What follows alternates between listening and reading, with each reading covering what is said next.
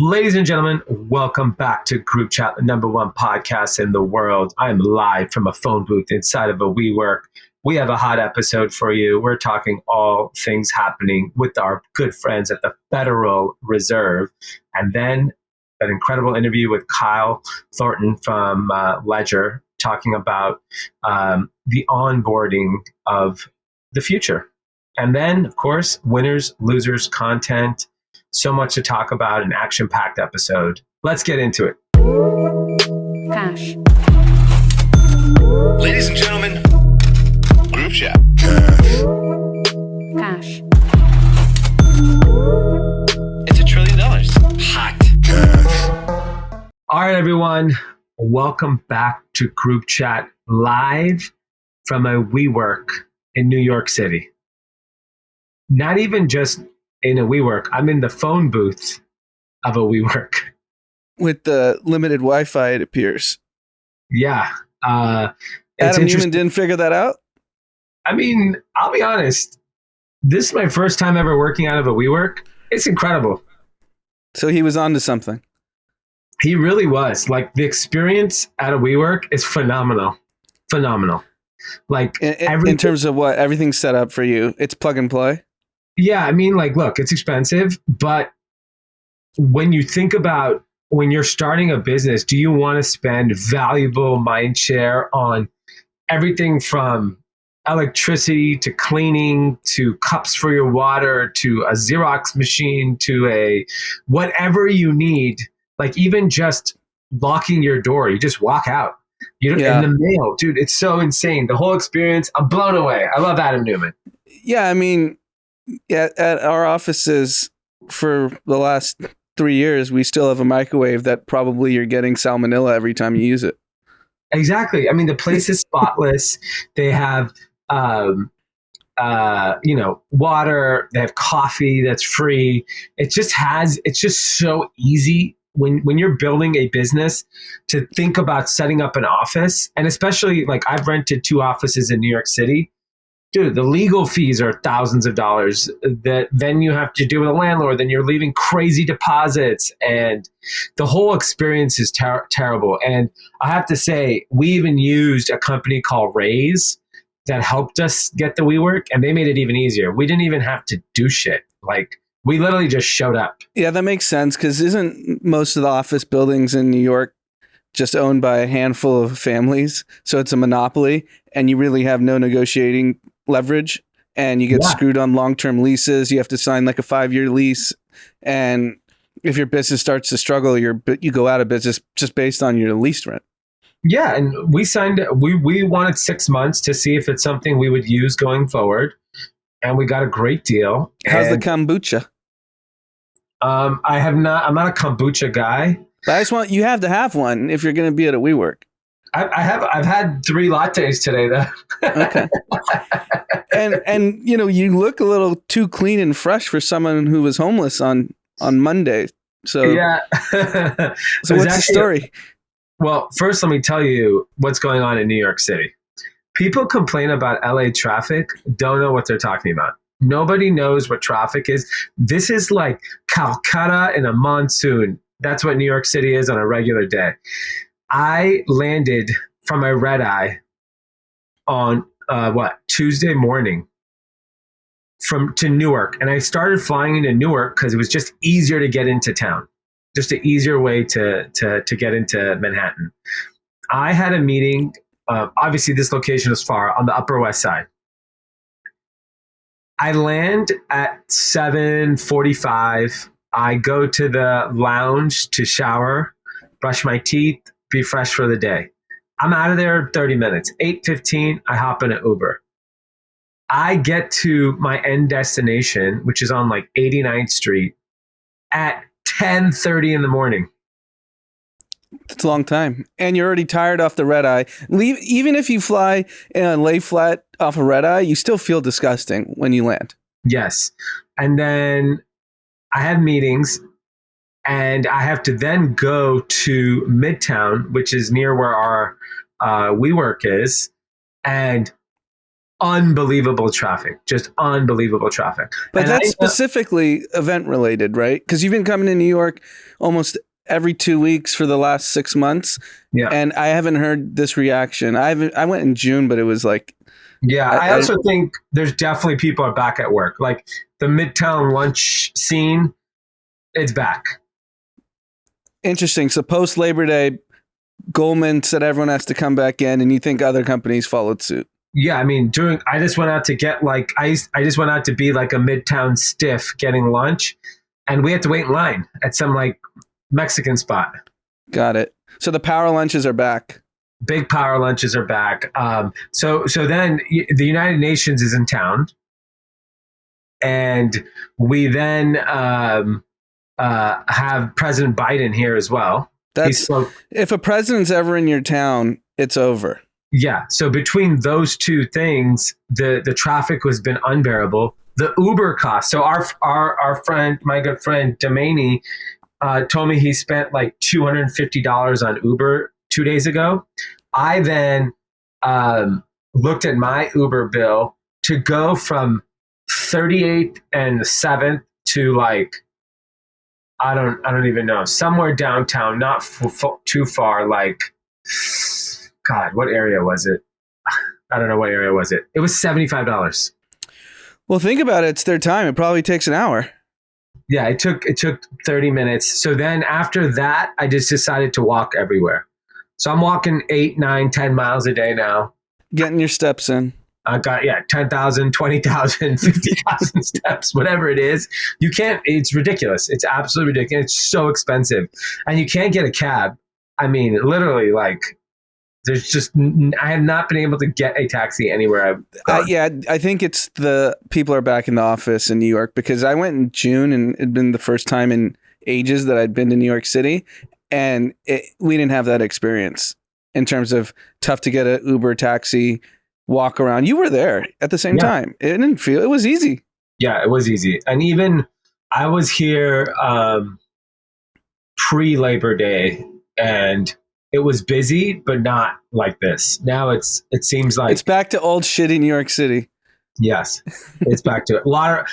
I made a comment in our group chat about the rats. The rats just walk around here like they're going to lunch. They're going to work. Interesting. Like Splinter just walking around. Ace. Teenage Mutant Ninja Turtles.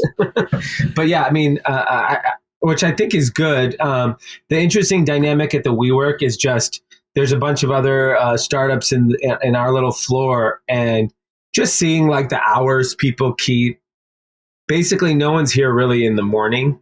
Like we got here 8:30 every day. It's pretty light. People basically in this particular WeWork, their hours are like 12 to 4. 12 to 4, not even 11. No. And these are VC-backed companies? The one next to us has definitely raised, I think I looked it up, they raised like 85 million. And they're a 12 to 4 shop. I mean, they have people coming in the morning, and there's a lot of people that work there, but like they're not all there at once. So they must have a hybrid. Yeah. Hybrid. They got to have their, power lunches too, right? Yeah. It's quite interesting, but definitely like, going out to eat, restaurants are packed still here. Everything's just busy still. Before you leave, you just have to head down to Wall Street and just tell me if you just see a bunch of sad faces walking around. Yeah. Speaking of that, what the hell is happening? I mean, by the way, CNBC this morning, obviously I woke up at 7 a.m. Eastern. What's Sorkin saying? Because he's the first guy. It's too early for me. Yeah, so it's today was that Alex Karp who started Palantir. Yep.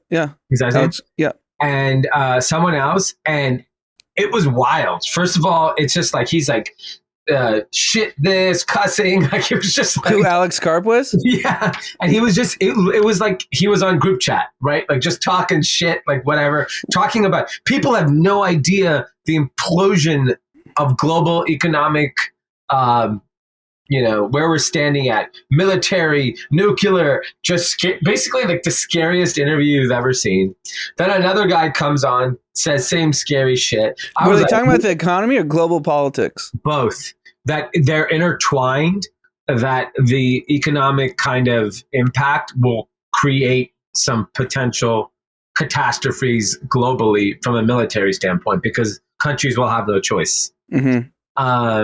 So I mean, it was, if you can find the interview, it's worth watching. It's pretty nuts. It's a pretty like scary interview. But I think, It is scary because Palantir's biggest client is the U.S. government. Yeah, so obviously he knows something. Yeah, they're working with the CIA.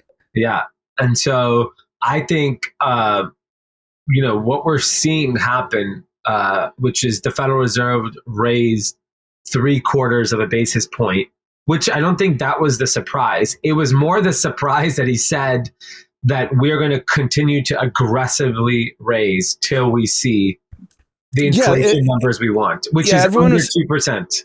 Yeah.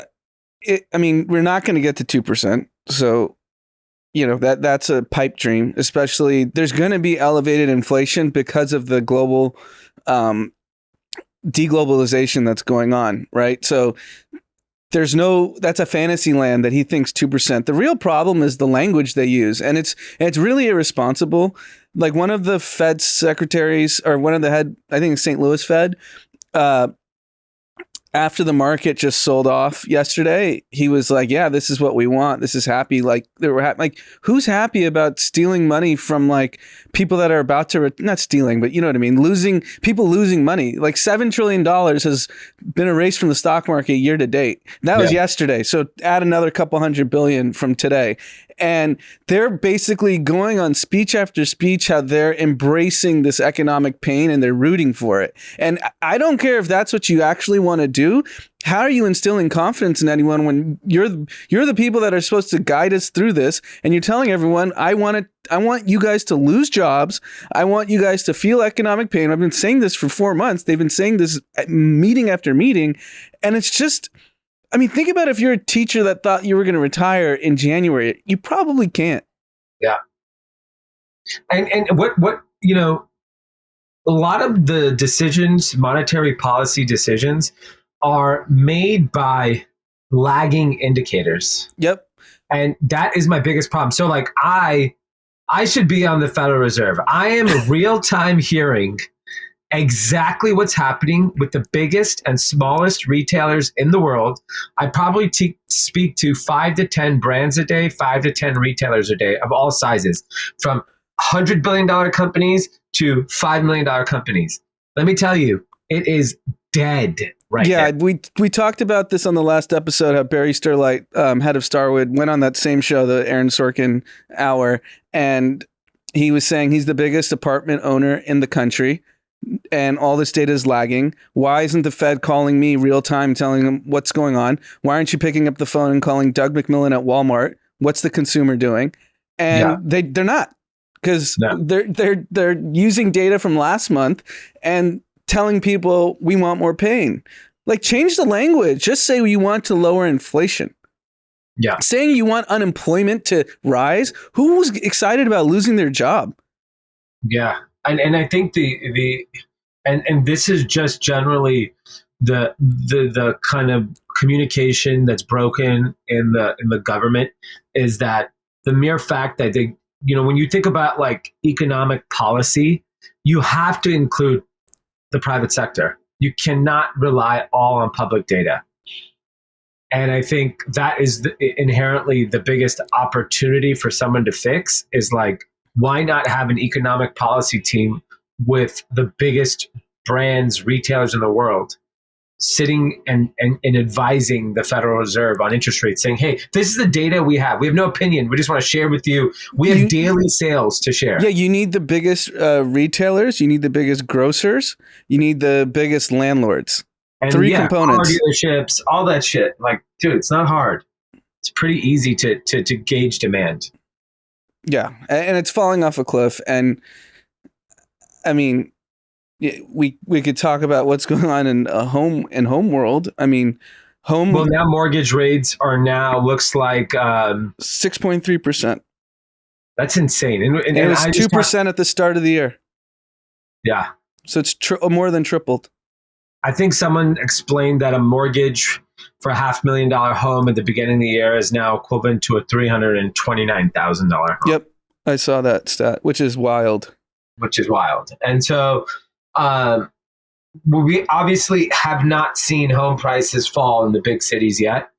And the problem is for rents to decrease, that's also going to lag. It's a cycle, of course. right? Real estate's the last to feel it. Yeah. So like when you think about rents aren't going to fall till next year. They're not going to fall this year. 100%. And it's, people all just sign new leases. That's going to take a while to rectify. So, I know rent is a huge part of the inflation, mortgages, all those things, but like, I don't know at what point do they take into consideration that, or they're just like, in real time, rent's too high, but they don't look at real time for anything else. No, they won't. And the other dynamic now is sellers of homes don't want to sell, because if you bought a home with 2% mortgage 8 months ago, you can't sell your home and upgrade with a 6.3% mortgage. Yeah. I was talking to someone who works with like repackaging SBA loans, and they were saying that a lot of those SBA loans are like adjustable rates. And so the rates have obviously gone higher. Their businesses are struggling. The demand for whatever their service or whatever product has lowered. And so it's like a catastrophe waiting to happen in that. So you have like so many ticking time bombs. You have obviously business debt. You have car, personal debt. You have mortgage issues. Like the thing about 2008 that's so different is 2008 did not have inflation. Yeah, the real difference is 2008. The problem was you had non-credit worthy people being able to get mortgages, and this time around, that's not the case. So I don't think you're going to see defaults. I mean, you're not going to see defaults the way you saw in 2008. 2008 was they didn't look at any information, and then you can just walk in and get a mortgage. That hasn't been the case the last 10 years. So you're not going to see a home crisis, but what you're going to see is just like, eventually real estate has to come down. If people, the dynamic is really simple. If your mortgage is triple than 8 months ago, you're either not moving or the prices have to come down. Yeah. Or like, what could happen is people just start really sacrificing on discretionary income. Like restaurant eating out just plummets, right? And you say, I'm not eating out, period, because I got to pay for rent. We were having discussion at Run Club the other day, like, what would you prioritize? Like rent, cell phone, car? Is that the priority? And food, right? I mean, would you rather have food or rather have a cell phone? I'd rather have a cell phone. Yeah, I guess fasting's in. Fasting's in, and you want to take pictures, you could be skinny. Yeah, it's true. One meal a day. That's a diet. Yeah, I mean, when I think about like mid-tier dining, I think low-price dining will probably thrive. Like McDonald's always does well in these types of environments. Yeah, I think Cheesecake Factory should fall off a cliff. Yeah, because that's just an expensive place to eat in this type of environment. Yes. I think like anything discretionary, like that brings you moderate joy, I think is going to get crushed. Yeah, I wonder like movies. Because movies saw an uptick in the first 6 months of the year because everyone finally was back to the movies. And you had blockbuster movies. I mean, you got to imagine families of four aren't going to go see the next Pixar movie if their food costs 40% higher and their mortgage is up and all these different things. Yeah. I don't know. I don't know how it's going to play out. And then you're also seeing now Open Door, which is a real estate technology company that's very high profile, that apparently it was reported that they what percentage of homes did they lose money on? Was it a percentage or a dollar amount? No, so it went market by market. In Los Angeles, they lost 42% of the properties they sold in August. And they lost money on 42% of the properties that they sold. And Phoenix, they lost money on 76% of the properties they sold. And here's the issue, because I follow this company from when it started. It started, Keith Raboy from Founders Fund started Open Door and then hired CEO to run it. And they're their biggest investor. It's a Chemont SPAC. Their company line since the day they started was that they're going to have better data than everyone and they're going to thrive in a downturn. Thrive. They said they will be better than everyone else because they have more data and they're going to be able to be sharper in buying and selling homes. That's clearly not the case. This is the first time in their existence that there is some rockiness in some of these markets and they're losing money. So, I mean, this is a big problem for them. Yeah, I mean, the thing is they should thrive, right? Like technically, or is it just once they clear out all their bad inventory, shouldn't they thrive? That would be my counter. Well, then they have, I guess they're buying properties that maybe there's no buyer on the other side for. Yeah. Like if demand for homes are going down because mortgage rates have skyrocketed, how can they thrive? Yeah. Yeah, I mean, I think the interesting thing is like they should be operating with a high level of data that none of us else has. So like Phoenix, which is imploding, their real estate market has the highest foreclosures. It's the market that's struggling. Like, shouldn't they have seen the writing on the wall before all of us? Yeah. So their company line was last month they got into like bids with that they were going to buy these homes and that they honored them because of company brand, which I think is bullshit. They didn't know is my point. Yeah. What company just for honor's sake will just walk into losing agreements? Do you know one company that would do that? Yeah, when shit hits the fan, everything, all integrity goes out the window. 100%. So I think they just didn't see it. Yeah, which is wild.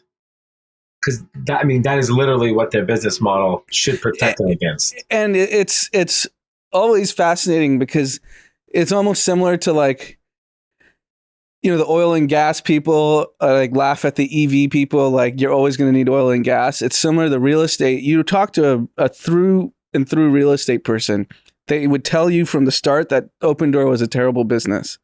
And then they kept getting proven that Open Door can work because the market just uninterruptedly went up. Yeah. And now you see a downturn, you're going to see real estate people say, I told you. Yeah. Look, these people are smart. They know how to pull themselves out of this. So I'm going to give the benefit of the doubt that I actually think they figure it out. But yes, it's going to be a very, very rough ride. Yeah, I'm not saying they're going to go away. I'm just saying their thesis is being proven wrong. Yeah. That's all. Yeah. So they're going to have to pivot and just be a real estate company and not be valued as a technology company.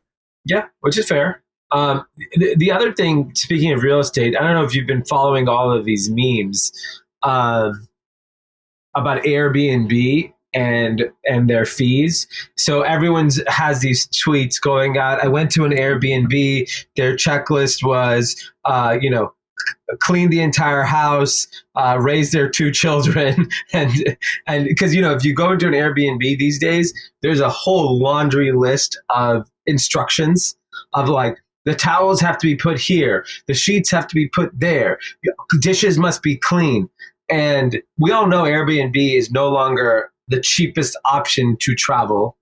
And I found it fascinating that, like, from a marketing standpoint, it's not great because it's these like it's like a fascinating thing that's happening. So, like, I'll give you an example. When I was trying to find a hotel, I didn't even finish the hotel story. I had, because of the UN, hotels were just out of this world. Like, a hotel I stayed in 2 weeks ago for like $200 was like $900, and so I ended up finding a hotel for like Javier found me a hotel near our WeWork, and it was like $500 something a night. Mm-hmm. And this is just not 2-3 star hotel. It's nothing fancy by any means.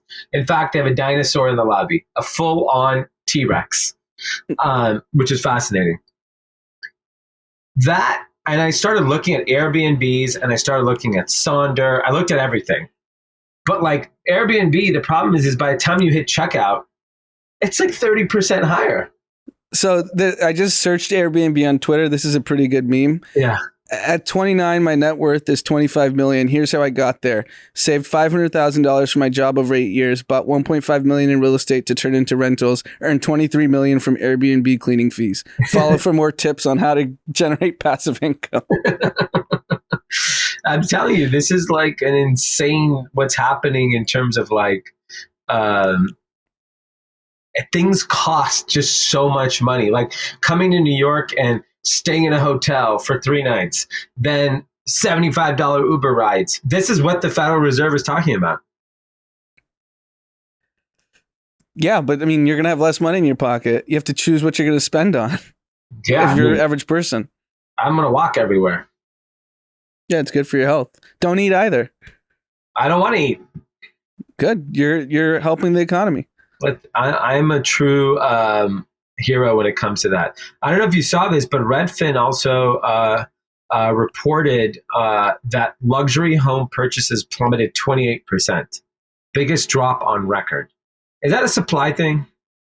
No, I think it's a combination of what we're saying. If you have a luxury home and your mortgage is at 2%, how can you afford to leave? Yeah. To leave. I think that's part of it. Second is like, unless you had like you sold your company in the last 8 months, or you came into some windfall, or you're an athlete who signed a $200 million contract, who's like jumping in right now after your net worth is cratered? Yeah, it's true.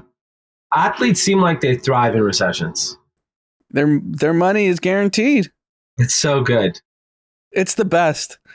Like they don't even have to wake up and read the news because they're $50 million a year. It comes no matter what. It's actually quite like insane that they're like, you know, like if you're a CEO, your annual pay will fluctuate based on the performance of your company.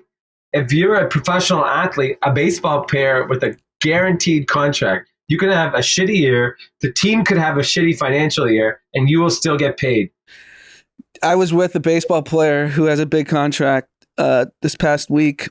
He's injured, plays for a shitty team, came home. He's earning $200,000 a day to sit at home and play golf. So no recession. For him, no. That's amazing. Really, really amazing that athletes have that privilege. They deserve it.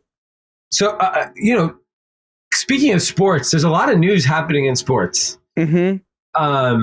And just like pop culture in general. The first one is the Celtics coach. Yep. Apparently had an affair with a woman on the team.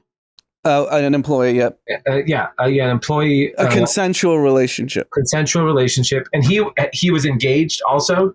He's married to Nia Long.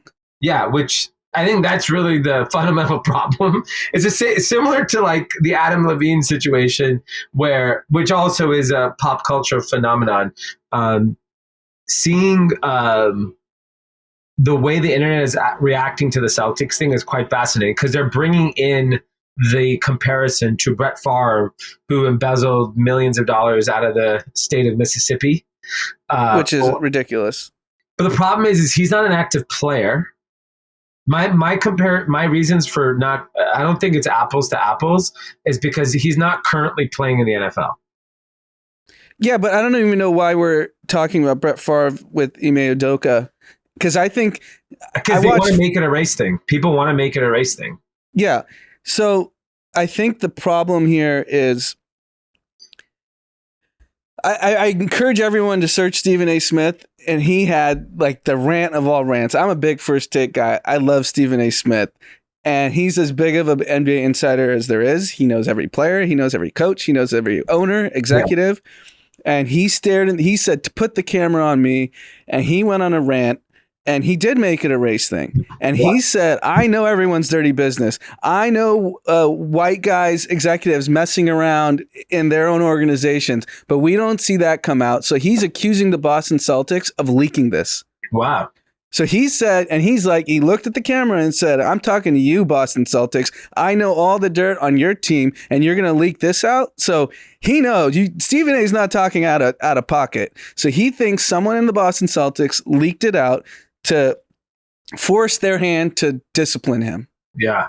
So I don't know what the rules are within the organization in terms of even if it's consensual, but they're talking about a year suspension. I don't know if that's official yet. Ron Artest ran into the stands in the Malice in the Palace and beat up a fan, and he got a year.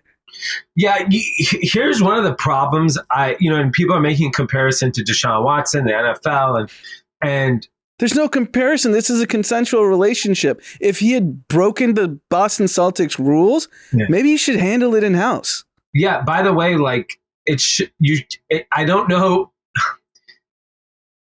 It's a tricky thing because like it's not like if it's consensual, like do you get, I don't know, maybe they have a employee handbook that doesn't allow any relationships in the Boston Celtics organization, but it's a tough situation. And I think part of the problem, in my opinion, is that like the NBA has become a very righteous league.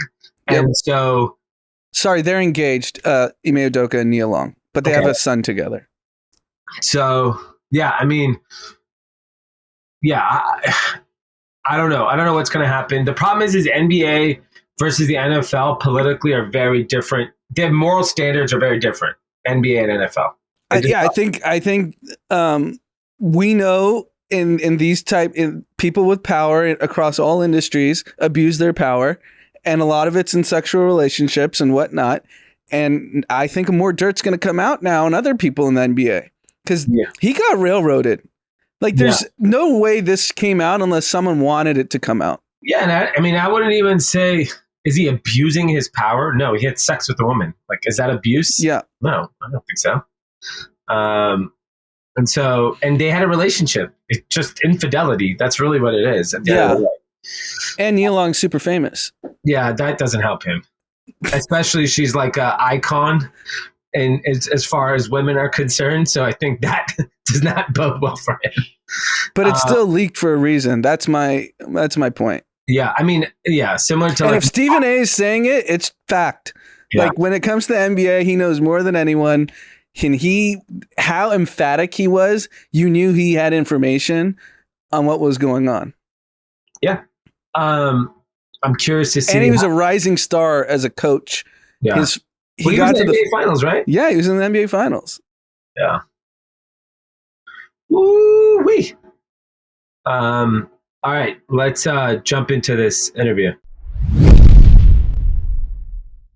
All right, everyone, we have a special guest today from our good friends over at Ledger, Kyle Thornton, head of customer success. Welcome to the podcast. Thank you for having me.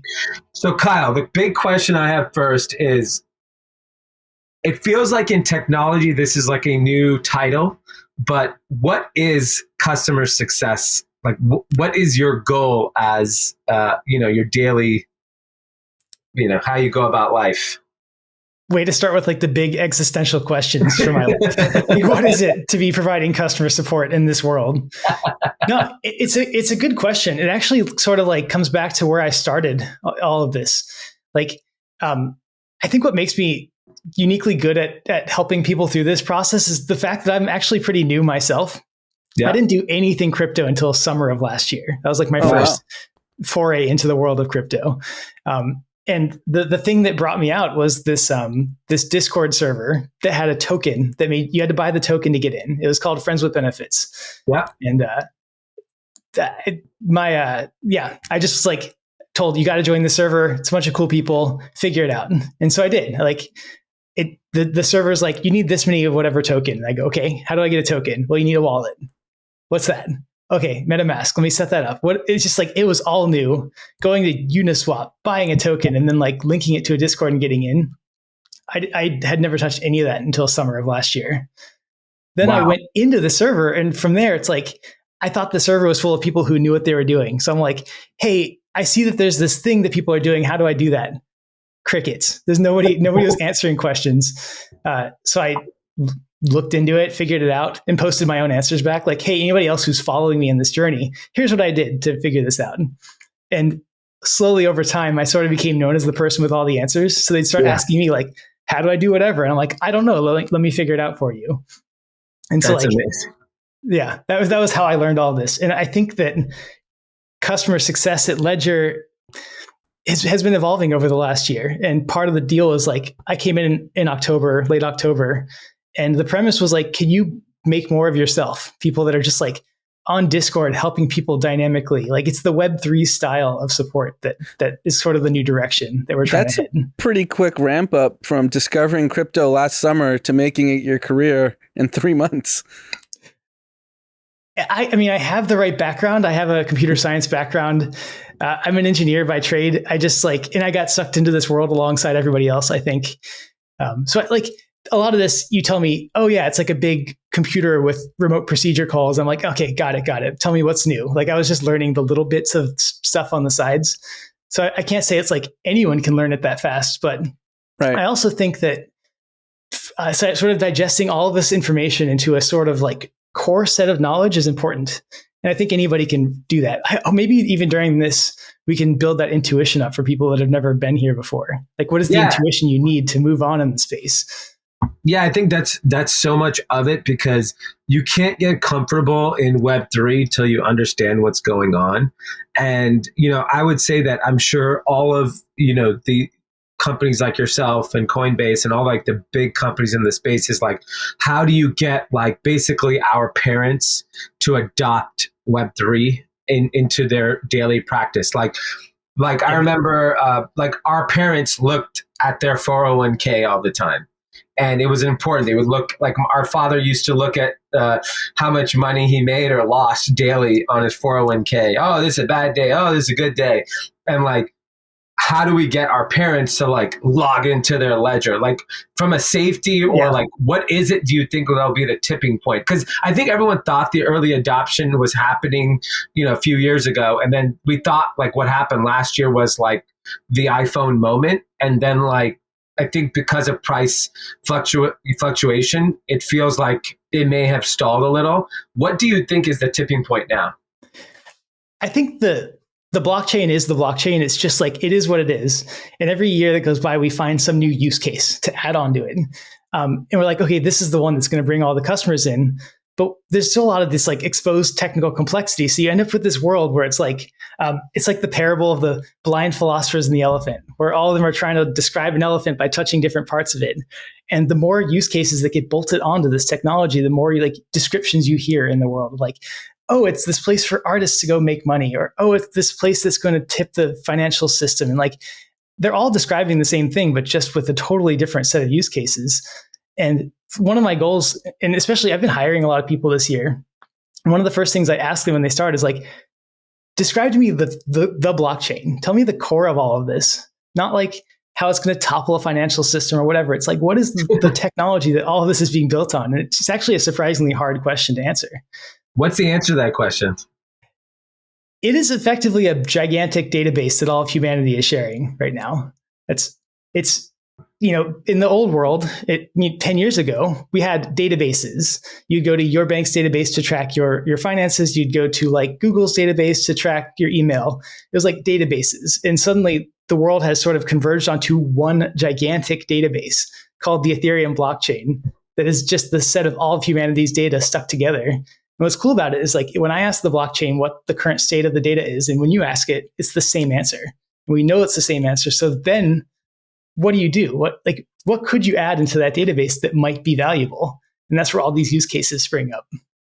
So I'm a crypto believer, been in the space a long time, but I've changed the way I go about conversations. So I would say between 2012 and 2016, I'd argue and fight with everyone. And then it got too exhausting.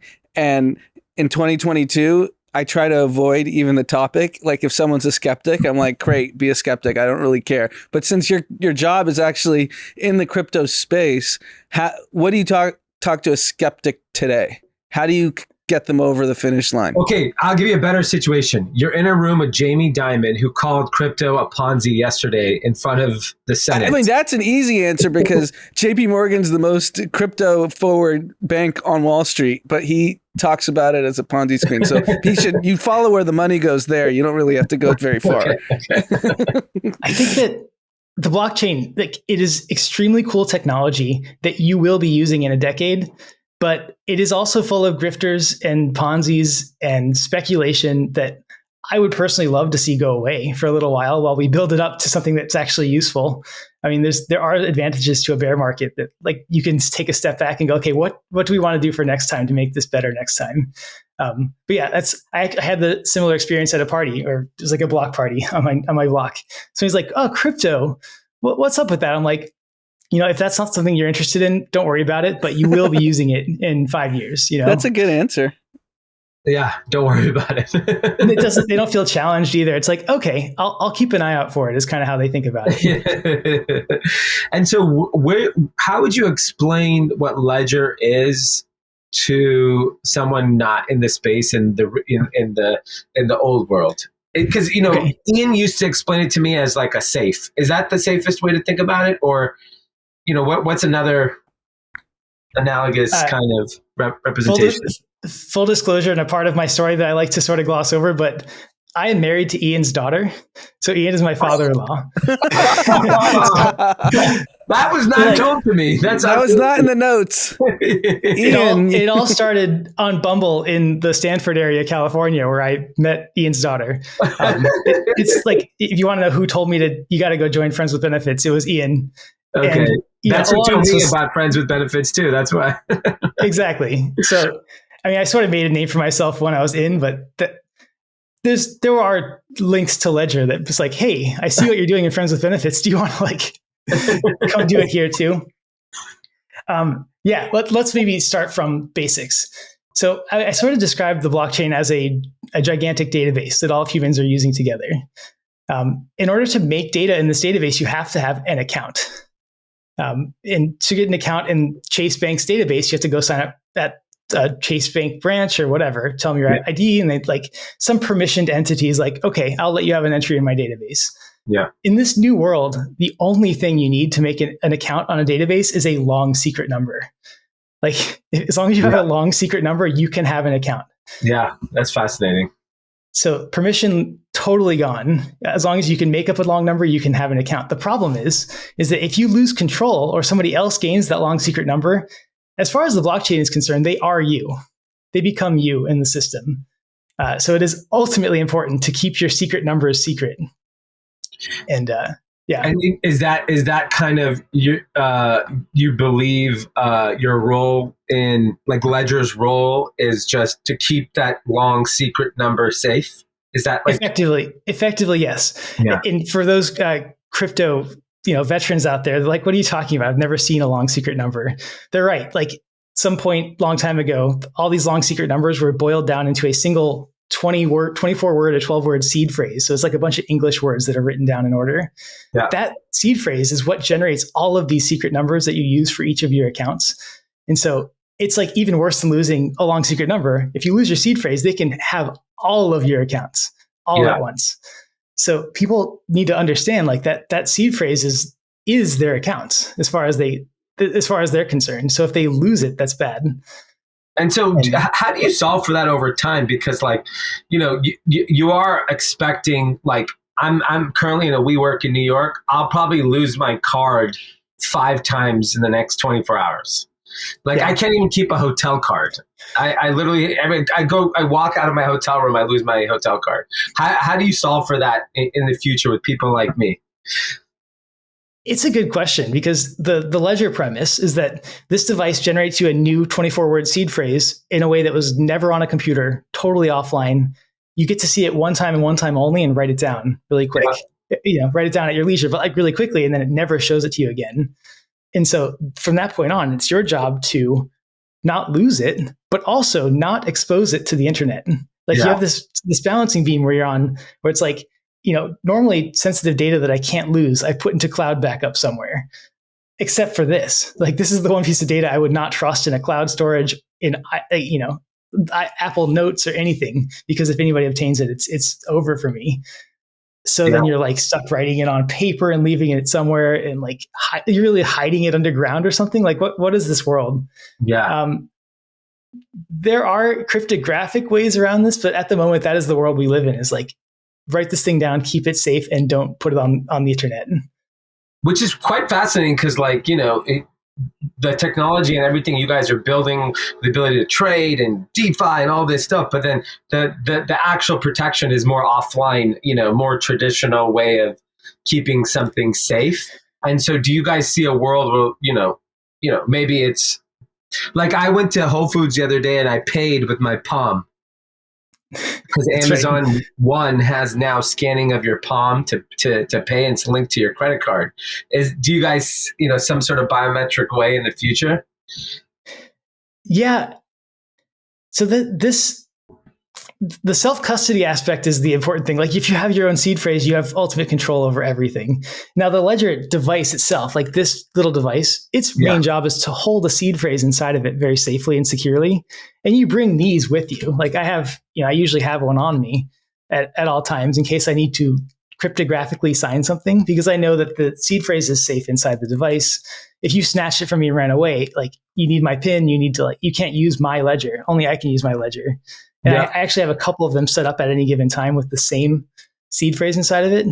But you're right. Like, so for the average user out there, the beginning user, don't think too much into like how you could do some more advanced or interesting things with it. At the moment, the world is hold your seed phrase, keep it safe. Keeping your seed phrase in your browser storage, like MetaMask, is not your best place to keep storage or seed phrases, because MetaMask, you might as well give away your wallet. Like, yeah, it's like walking around Times Square with your wallet on your head.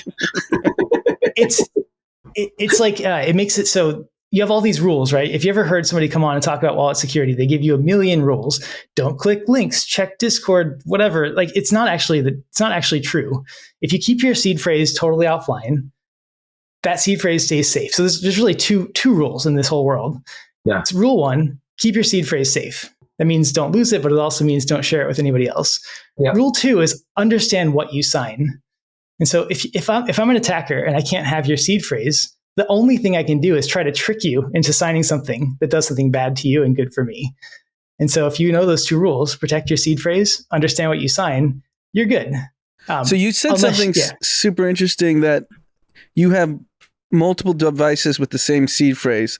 So that's just in case you lose your Ledger, no one can access it if someone robbed you, because you can just go, because they don't have your PIN. So you can just go home and access those same tokens. Yeah. Is that right? Yeah. So like any device I set up with that same 24-word seed phrase is a clone of the first one. Like there's no difference between all of these ledgers that I have on my desk here. They all have the same 24-word seed phrase loaded up into them, which means any one of them can interchangeably sign a transaction on behalf of that account. Wow. That's amazing.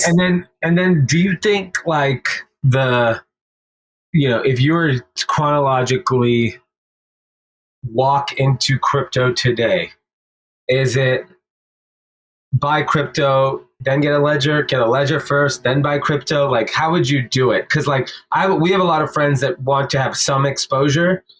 But, the problem is every week we read about a hack.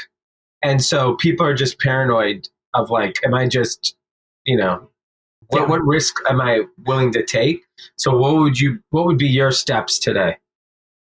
I think one of the most painful things that I went through, and I think a lot of people that joined the space around the time I did, was that they learned how to do crypto on MetaMask. You learn over maybe about month 4 or 5, you realize, oh, the seed phrase is really important and I'm storing it in my browser storage. That seems really bad. And then you make this painful move to a new seed phrase. It's painful moving from one seed phrase to another, no matter what it is. And a lot of people move to a new seed phrase because they want to move to a hardware wallet. And so starting with that hardware wallet it eliminates the pain of having to move. Yeah. The problem is if you don't have a good understanding of what is going on, the hardware wallet, just the name alone is bad. Like, it is not a good. If I had any to say in it, I would never have called this a hardware wallet, because it gives you the wrong idea about what this thing is. Like that's one of the biggest misconceptions, honestly, that I have to clear up over and over again, is that there's no crypto on this device. The only thing that's on this device is your account signing key. It's your account signing information, and this thing only needs to show up when you're signing a transaction. The crypto is on the blockchain.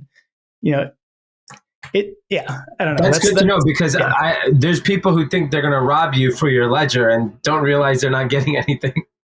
there's no crypto in the ledger. And actually it leads to all kinds of interesting, but ultimately bad questions. Like, if somebody sends me ETH when I'm like away from my computer, like when do I have to plug in my ledger to get that ETH to show up? I'm like, no. It's not like you're not downloading it into this USB device. The USB device is just your signer.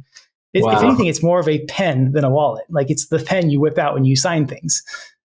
It's not a wallet that like holds crypto. Yeah, I think that's important to explain. Can you go a little further on what signing a transaction means in the context of owning a ledger? Yeah. In fact, that's like the only thing in the world of blockchain is this idea of a transaction. So the only thing that the whole blockchain consists of transactions being signed in order. And so you can think about a transaction like, if you've ever used a checkbook. I'm not sure if the audience here has ever actually used a checkbook before, but you have these checks that have fields that you fill out with your like bank account number at the bottom, and then you sign it to make it valid. Yep. We're in this world right now where basically you go around to websites and that website hands you a check that's pre-filled out and says, sign this, please. And you just go like, okay, sure. Here's something to sign. And we're just so used to signing those checks half the time without even reading what the fields are that were filled out for us.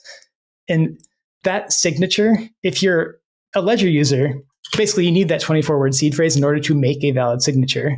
And because your ledger is the only keeper of that 24-word seed phrase, you need the ledger plugged in to do the signing part. Yeah. You don't need the ledger for when you're not signing, only for when you are signing. And you like literally press the buttons to get the signature to occur. And it does its best to try to tell you what the fields of that check are that you're signing. It's like, hey, it's for this amount to this person. It's going to do this. But I wouldn't say that that's like as ideal as it could be right now. There's a lot of we're just signing things blind at the moment, and we need to fix that. Yeah, that's a really good explanation. So, I mean, if people have further questions, I'm sure they will. Where do you exist on the internet where people can ask and where? Because this will always be a constant question we always get with people who want exposure, but they don't know where to start. And I don't want to be the one to advise them. We are everywhere. That's one of the things about Web3 support is that we basically are at all venues. I'm very active on Reddit and Discord. So we have like a Ledger Discord, Ledger Reddit subreddit that we answer questions pretty actively. We have live chat support on ledger.com, which is actually really good. If you wanted to just chat with someone saying, hey, this transaction just popped up. Do you think this is legit? And we'll go like, don't do it. Wow. You can run it by us really quick. A lot of people don't know that we're doing that. That's amazing. That's incredible customer service. Well, great, man. Thank you so much for coming on. And it's always super informative when anyone from the Ledger squad comes on, because it's just enlightening all of us on how to, and despite all the crazy volatility in the space, like I pay attention to crypto all day, every day. It's still something that's so important, and it just feels like there's just too much smart money in the space that it's gonna work. It's if anyone that has any exposure to financial markets is lying if they don't look at the crypto price every day, whether they own 0 Bitcoin or a bunch of Bitcoin. Yeah, this is going to seem too lofty, but I mean, honestly, the Ethereum blockchain is going to be one of the great wonders of the world someday. It's like, oh wow, humanity has been putting data into a database together cooperatively for decades now, and like, who knows if the entries in that database remain valuable or not? It's like an immutable record. So if that's what these NFTs are, just entries in the database that have an owner field on it. And if you believe in the database, maybe you believe in having an owner field on your thing. I don't know. It's like, it's so fascinating to see what's being built underneath us right now that it's easy to get lost in the speculation, but there's something cool happening. That's awesome. That is amazing. That's an incredible explanation. Well, thank you so much, Kyle. And hopefully we'll have you back on. Yeah, thanks. Appreciate it. See ya. Great interview from Kyle. Let us head over to do some winners, losers content on. And who's your winner of the week? So winner of the week, you could call him winner, loser. There's going to be some winners and losers. Robert Sarver, owner of the Phoenix Suns. He's a winner.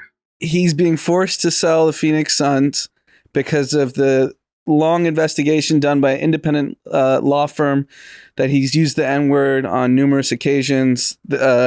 the workplace is rampant with sexual abuse, and Chris Paul, LeBron James, Draymond Green all had come out saying there's no place in this in our league.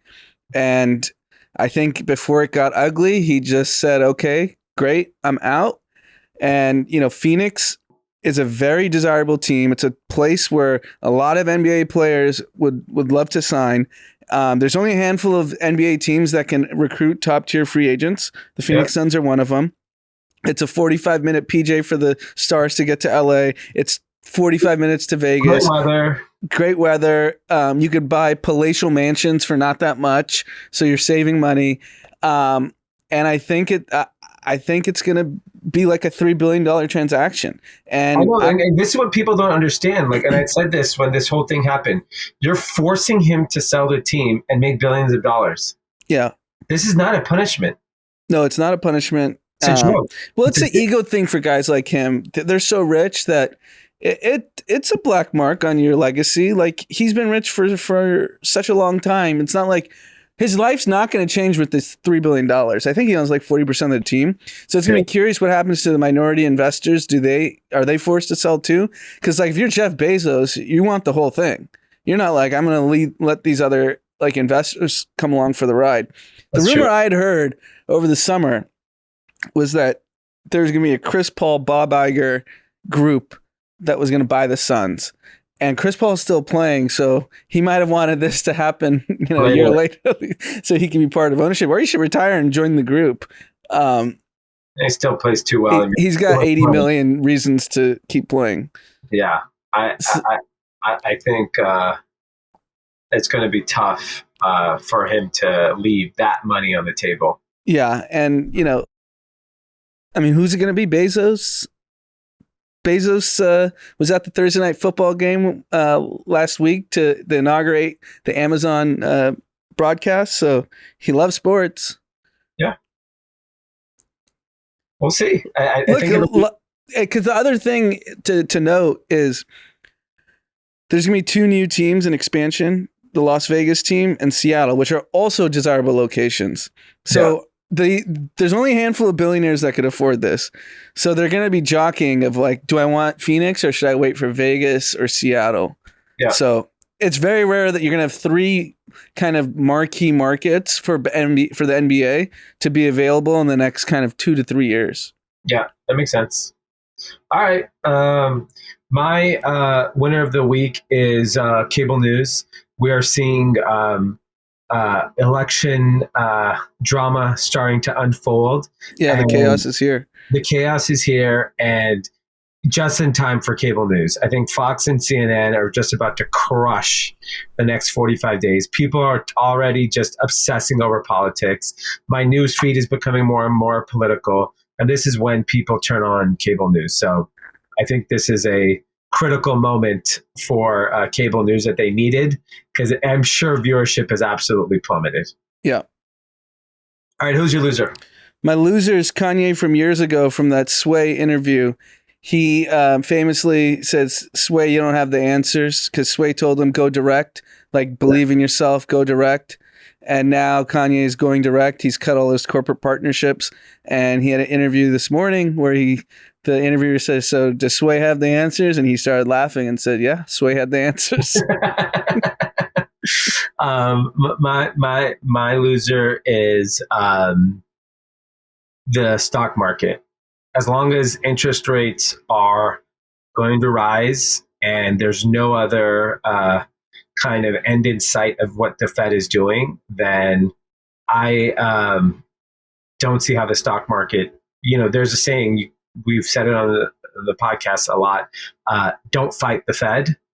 And if the Fed has its eye on interest rates and rising them, then there's no chance the stock market can go up. So I think the only thing I'll add is if you talk to a lot of investors, I think the consensus is the Fed has lost all credibility.